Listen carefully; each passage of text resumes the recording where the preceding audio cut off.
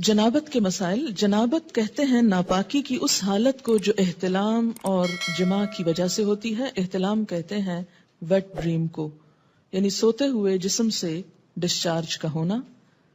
اس میں مسئلہ یہ ہے کہ عورت یا مرد کو احتلام ہو تو غسل واجب ہو جاتا ہے. اس کی وضاحت آگے آئے گی. اگلا مسئلہ ہے مزی کے آنے سے غسل واجب نہیں ہوتا، بلکہ استنجا کر کے وضو کرنا ہی کافی ہے.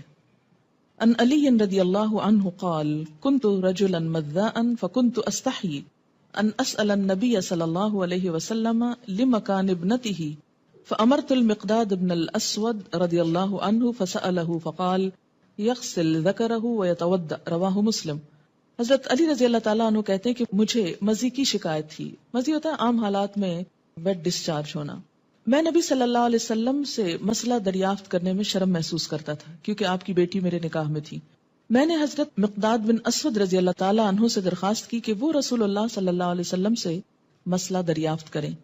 چنانچہ حضرت مقداد رضی اللہ تعالیٰ عنہ نے آپ سے مسئلہ دریافت کیا تو آپ صلی اللہ علیہ وسلم نے فرمایا کہ پیشاب کی جگہ دھو کر وضو کر لیا کرے، اس سے طہارت ہو جاتی ہے.